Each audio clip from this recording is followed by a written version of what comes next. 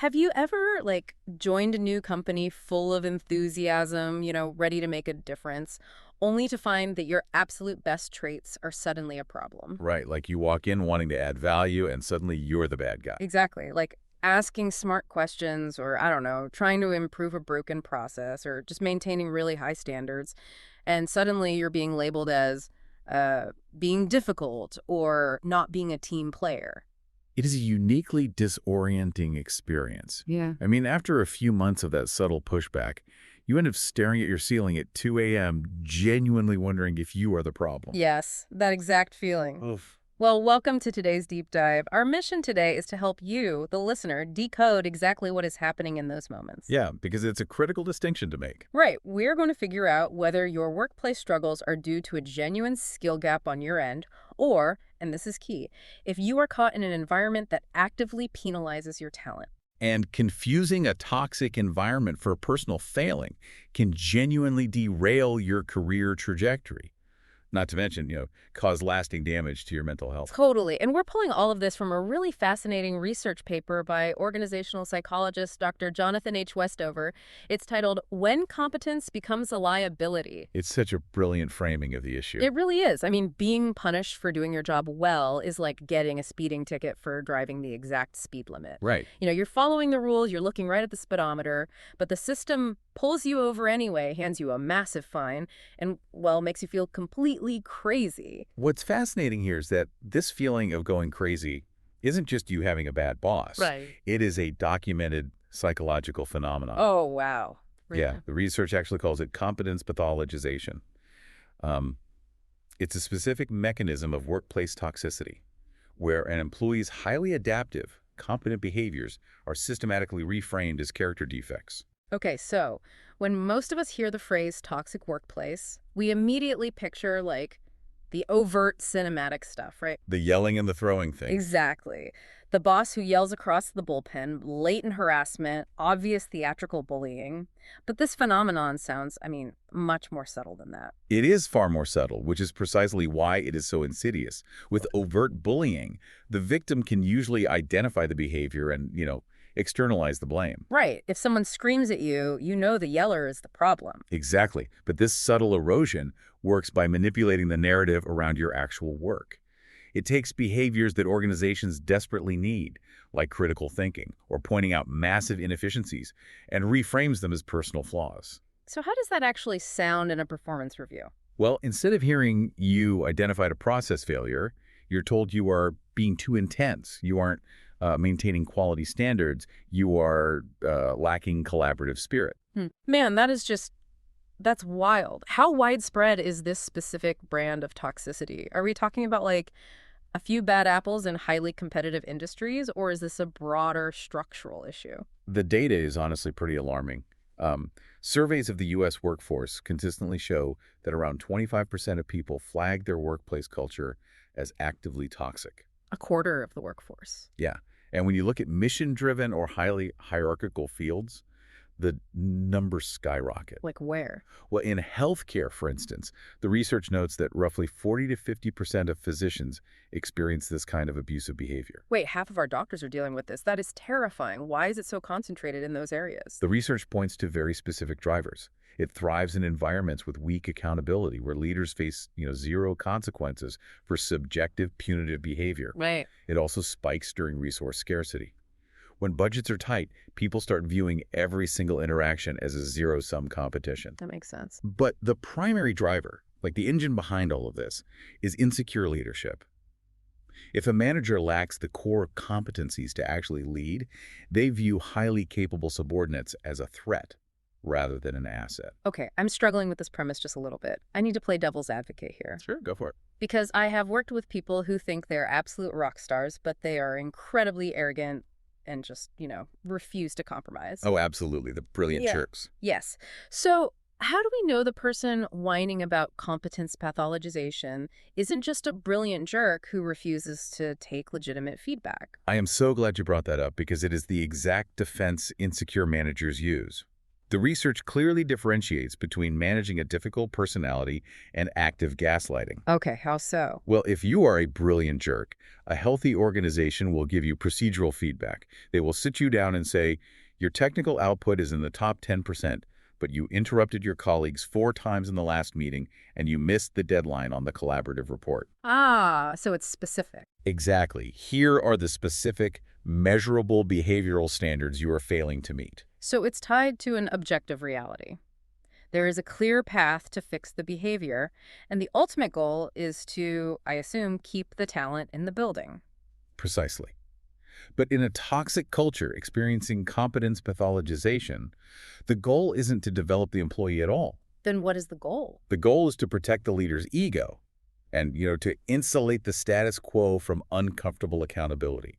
So the feedback is intentionally vague and unprovable. Like the too intense comments. Right, you get told you're just not seeing the big picture or you aren't a cultural fit. It's a defensive maneuver designed to make the employees second-guess their own reality. Which brings us to a massive contradiction, I think. Because if this behavior is so toxic and it is actively driving away the most talented people, why do executive boards let these insecure managers stay in power? That's the billion-dollar question. Right. I mean, why doesn't the free market just crush these companies? Because the financial bleeding is almost entirely hidden. The paper breaks down the staggering organizational cost of this dynamic. Replacing a high performer doesn't just cost their salary. How much are we talking? The research estimates it costs the company up to 200% of that person's annual salary to replace them. Wait, 200%. Walk me through that math. That sounds incredibly high for a single employee. You have to factor in the entire life cycle of the turnover. First, you have the hard costs of recruitment and interviewing. Sure. Then you have the vacancy period, the months where that high-level work simply isn't getting done, which means, lost revenue or delayed product launches. Yeah, that adds up. Then you hire someone new, and it takes them 6 to 9 months just to reach the baseline productivity of the person who left. Oh, wow. I didn't even think about the ramp-up time. Exactly. But the biggest hidden cost is the depletion of institutional knowledge. The paper highlights an incredible example from the Cleveland Clinic in the early 2010s. Oh, what happened there? They experienced a massive exodus of highly talented academic surgeons. I mean, these are brilliant, incredibly expensive, highly trained individuals. Right. Top-tier talent. And they weren't leaving for better pay. They were fleeing a hostile environment where asking necessary, complex questions about medical procedures was being treated by administration as insubordination. That is wild. Did the hospital leadership know what was happening? Not initially. Executive leadership didn't even realize the scope of the problem until they sat down, quantified the turnover costs of these specific surgeons, and tracked the simultaneous drop in their innovation metrics. So they were basically bleeding out and didn't know it. Yes, they were losing their competitive edge because their culture punished the exact people trying to maintain their medical standards. Man. Well, if you are a listener dealing with this, it's validating to hear about the corporate bottom line, but the individual cost is what really keeps you up at night. Absolutely. The personal toll is immense. There is a story in the research about a former banking executive named Sarah Chen that really stuck with me. Oh, yeah. It's a devastating case study. So Sarah Chen left a highly toxic financial institution for a much healthier company. All right. But she reported that it took her 2 full years in her new role to stop second-guessing every single suggestion she made. She had completely internalized the previous toxic narrative. 2 whole years. Yeah. She genuinely believed her high standards were unrealistic and that she was a disruptive presence. It's essentially psychological conditioning. It is. And the paper details how that psychological erosion actually manifests physically. Sustained exposure to gaslighting and competence pathologization forces the human body into a prolonged fight-or-flight state. Because you're always on edge. Exactly. Your cortisol levels stay chronically elevated because you are constantly scanning for political landmines.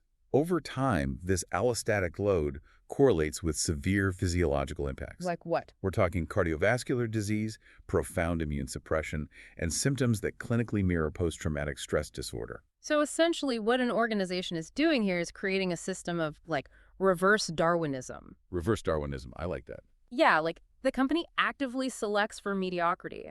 The most capable people, the high performers who actually have options in the job market, they just pack up and leave first. Right. And who is left behind? Only the people who are willing to lower their standards, stay quiet, and survive. If we connect this to the bigger picture, You can see exactly how this reverse Darwinism completely kills organizational innovation, Oh, for sure. because survival in the modern market requires continuous improvement. And to improve, you need employees who are willing to point out current flaws and champion new ways of doing things. But if your culture labels the people who advocate for change as difficult, your early warning systems just fail. Completely. Employees just stop flagging safety concerns, they stop reporting quality gaps on the assembly line. Because if raising a concern invites a personal attack on your character, information just stops flowing upward. Exactly. And small, entirely fixable problems just quietly metastasize into full-blown public crises.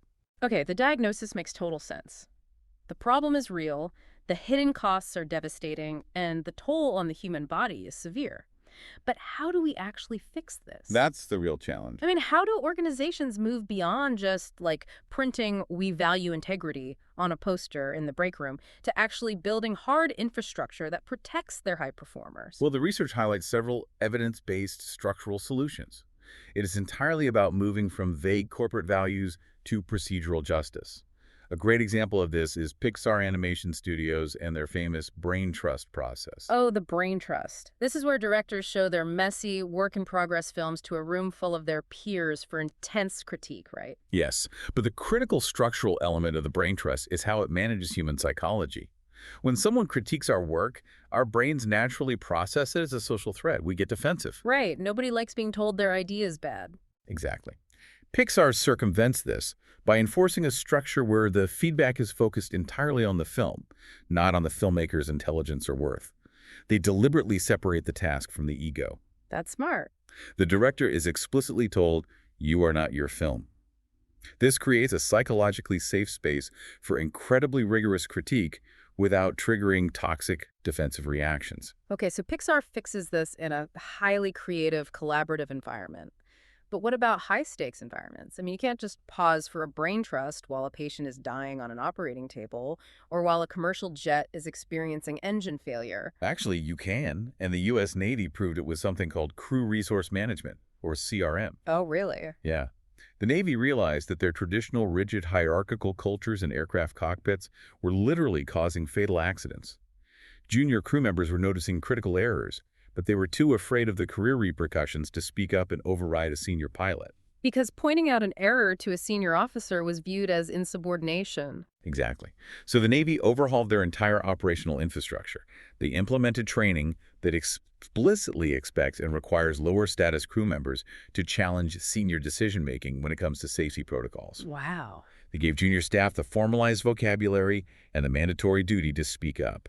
They overrode the traditional hierarchy to save lives, and their accident rates dropped significantly. So they basically made candor a mandatory part of the job description. Exactly. That's incredible. The paper also brings up Cummins Inc., a major manufacturing company, and how they tackled this through procedural justice. Procedural justice meaning taking the manager's personal feelings completely out of the equation and relying on cold, hard, documented proof. That is the core of it. Cummins implemented highly structured feedback protocols. Under their system, if a manager wants to give critical feedback to an employee, they can't just walk into HR and say, "This person is too intense." The infrastructure forbids it. The manager has to provide specific behavioral observations, document the timeline, explain the business impact, and have the entire package reviewed by HR for consistency across the department. That is amazing. Yeah, by forcing that level of evidence-based assessment, Cummins reduced their subjective employee grievances by 40%. They systemically removed the ambiguity where gaslighting normally thrives. So if you are listening to this right now and you're constantly getting vague feedback like you're too intense or you don't fit the vibe, take a page out of Cummins' book. Force your manager to document specific behavioral examples. That's great advice. Because if they can't produce a single objective metric, you aren't failing, you're being gaslit. Right on the money. Okay, let's unpack this a little further because the paper also mentions Amazon's famous protocol. Disagree and commit. Ah, yes. The idea that you passionately argue your point, but once a decision is made by leadership, everyone drops their ego and gets on board. How do you stop a rule like disagree and commit from just becoming a very polite weapon for a bad boss? What do you mean? Like, what stops an insecure manager from saying, "I hear your disagreement, thank you for sharing, now shut up and commit to doing it my way"? That is the profound danger of adopting the slogan, without building the infrastructure. For disagree and commit to actually function without becoming toxic, Yeah. there has to be procedural fairness. Right. It can't just be a buzzword. Exactly. Yeah. There must be genuine, documented two-way dialogue first. The employee's perspective has to be rigorously debated, not just given token acknowledgement while the manager waits to speak. Right. Furthermore, there needs to be an explicit mapping of decision authority before the disagreement ever happens. Meaning everyone in the room knows exactly who has the power to make the final call before the meeting even starts. Precisely. If the criteria for the decision are transparent and the debate is fair, high-performing people will readily commit even to decisions they fundamentally disagree with. They just want to know the process was intellectually honest. Yeah, they want to feel heard. But if disagree and commit is just deployed to silence valid concerns without genuine consideration, it's just toxicity wearing a corporate buzzword. Man, this all hinges on the final piece of the puzzle. Yeah. Leadership. Because all the procedural infrastructure in the world won't save a company if the people at the top are actively ignoring it. Absolutely true. How are top companies actually rewiring their leadership layer to stop crushing their best talent? Well, it requires a massive structural shift in how an organization views the fundamental role of a leader.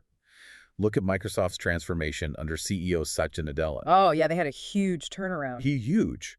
When he took over, the culture was famously combative. It was a know-it-all environment where managers succeeded by projecting absolute certainty and dominating their subordinates. Which is an absolute breeding ground for insecure managers suppressing anyone who dares to ask a hard question. Exactly. But Nadella systematically dismantled that. He shifted the culture to a collaborative, learn-it-all mindset. And he didn't just put it on a poster. He changed how leaders were evaluated. How so? Managers were actively coached and assessed on their ability to demonstrate curiosity, to publicly acknowledge their own knowledge gaps, and to treat challenges to their thinking as gifts rather than threats. That's a massive shift. And that top-down reprogramming helped drive Microsoft's market value from $300 billion to over $2 trillion. Wow. Compare that deliberate reprogramming to what happened at Uber in 2017. They experienced a complete cultural meltdown. Oh yeah, it was a mess. And the paper points out that they actually had all the early warning signs. Their internal inclusion surveys were tanking, attrition of top talent was high, the HR hotline was ringing, but leadership just ignored the data. They ignored it because there was no structural incentive to care, until the crisis became so public that the board of directors had to intervene. Right. Their ultimate solution was to implement board-level quarterly cultural health reviews. But the vital mechanism there was tying those cultural metrics directly to executive compensation. Yes. Because evaluating an executive purely on their profit margins while completely ignoring the psychological safety of their team is, it's like rating a restaurant purely on how the food tastes, but completely ignoring that the kitchen is currently on fire.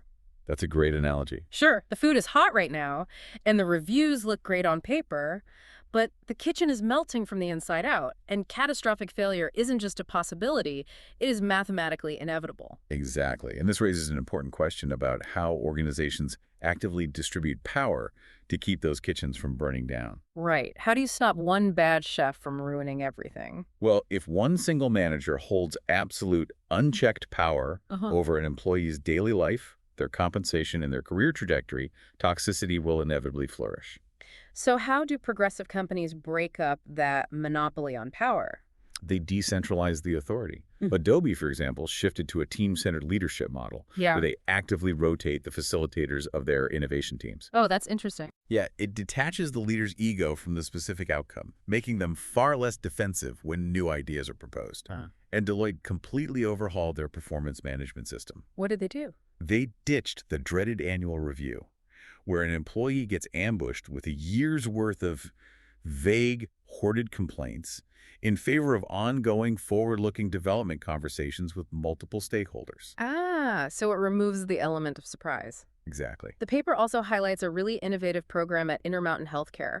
They offer something called professional sustainability consultations. Yes, this is a brilliant structural safety net. If an employee is struggling with their culture, they can seek out confidential coaching to answer the exact question we started with. Is this a me problem where I need to develop new skills? Or is this an environment problem where the culture is actively toxic? And because it's confidential, it completely removes the stigma of asking for help. It supports the individual, but it also gives the organization incredible macro level data, right? Because if five high performing employees from the exact same department all secretly go to coaching, the organization suddenly knows exactly where a toxic leader is hiding. That's the brilliance of it. It Mhm. creates systemic visibility. So, what does this all mean? If we zoom out and look at the whole picture, the journey we've taken today tells us this. Competence pathologization is a very real, very dangerous phenomenon. It truly is. It is incredibly expensive to the corporate bottom line. It destroys the mental and physical health of brilliant people, and it actively selects for mediocrity by driving away top talent. But it is entirely fixable. Yes. With the right structural accountability, fair processes, and leaders who are evaluated on their curiosity rather than their dominance, organizations can stop punishing their best people. It really all comes down to a fundamental threshold question. It is the question the paper poses directly, and it's the question I would ask you, the listener, to deeply consider right now.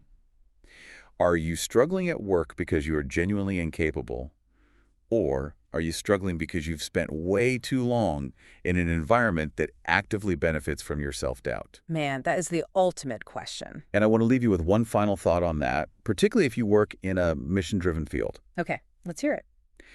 If you are in healthcare, teaching, social work, or the nonprofit sector, we constantly hear about compassion fatigue and burnout.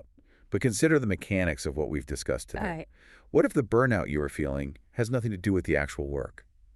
What if it is the heavy, cumulative physiological toll of having your competence, your passion, and your high standards repeatedly weaponized against you?